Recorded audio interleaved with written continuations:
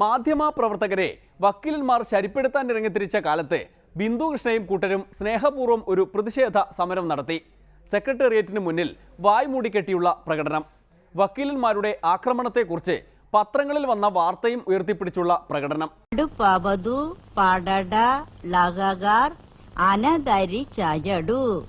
എന്താ എനിക്ക് ഒരു പിടിയും കിട്ടണില്ല. മലയാളം അല്ലേ? അക്ഷരം മലയാളം തന്നെയാ. ദാ ഒന്നിങ്ങ് വന്നേടാ മോനെ ശമ്പുകൂട്ട, ഇതൊന്ന് വായിച്ചേ. കിട്ടിയതൊക്കെ വായിച്ച് പഠിക്കുന്ന മാഷ് പറഞ്ഞു. വഴിന്ന് കിട്ടിയ പേപ്പറാ. ഓ, വായിച്ചു കുടുങ്ങിപ്പോയി. മടുപാബതു പടട ലഗാർ അനതരി ചജടു എന്ന് പറഞ്ഞാൽ എന്താ? എവിടെ നോക്കട്ടെ. എന്താ വായിച്ചേ?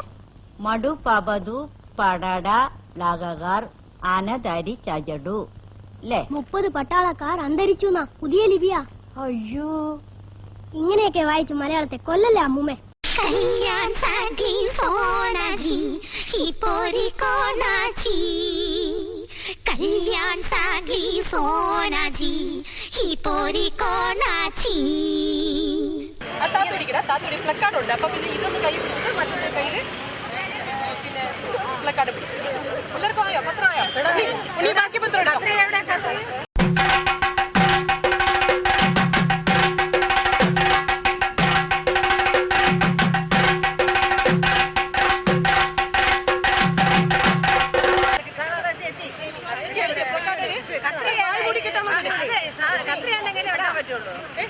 ഇവിടെ ഉണ്ട്.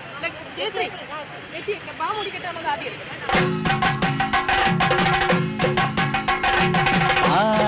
తన్నారు రగనుందినంతారు తానారు తానారు తన్నారు రగనుందినంతారు తానారు.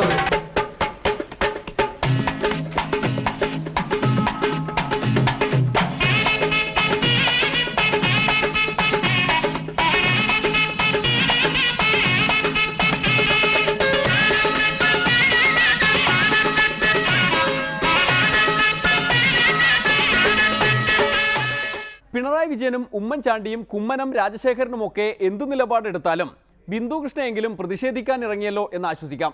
ഇന്നത്തെ ഡെമോക്രസി പൂർത്തിയാകും മുമ്പ് പ്രധാന വിശേഷങ്ങളിലേക്ക് ഒരിക്കൽ കൂടി. കോടതികളിൽ മാധ്യമപ്രവർത്തകർക്ക് അടികൊടുക്കാനെത്തുന്ന വക്കീലന്മാർക്ക് മുഖ്യമന്ത്രിയുടെ നോ ബോർഡ്. ഒബ്ജക്ഷൻ പറയാനാകാതെ വക്കീലന്മാർ കുഴങ്ങി.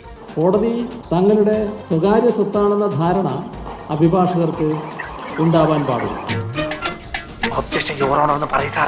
കോടതി ഈ രാജ്യത്തിൻ്റെതാണ് എന്ന് ഓർമ്മിക്കണം. നിയമം ലംഘിക്കപ്പെടാതെ നോക്കാനാണ് സർക്കാരിന്റെ ചുമതല എന്നും അഭിഭാഷകർ മനസ്സിലാക്കണം.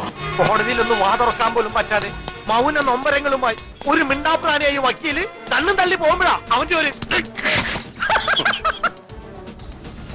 മാധ്യമപ്രവർത്തനം എങ്ങനെയാകണമെന്ന് മുഖ്യമന്ത്രിയുടെ ഉപദേശം.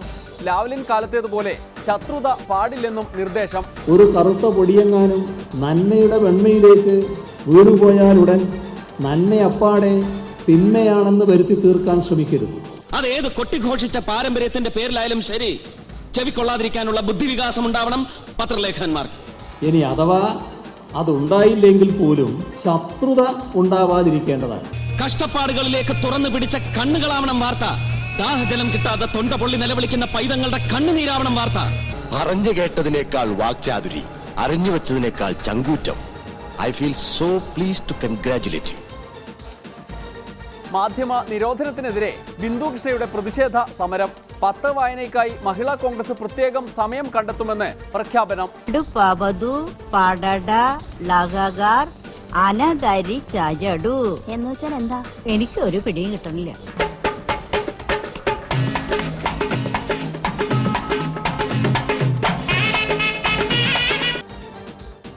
ശ്രീനിവാസിന്റെ ഉപദേശങ്ങൾ തുടരുന്നു. മുരുകനെ വിളിച്ച് മഴയെ നിയന്ത്രിക്കാൻ ശ്രമം. മുരുക എന്നൊരു വിളി വിളിച്ചു. അപ്പം തുടങ്ങി മഴ 4 ദിവസം കഴിഞ്ഞിട്ടാണ് നിന്നത്. ഇന്നത്തെ ഡെമോക്രസി പൂർത്തിയാകുന്നു. തിങ്കളാഴ്ച വീണ്ടും കാണും വരെ നന്ദി, നമസ്കാരം.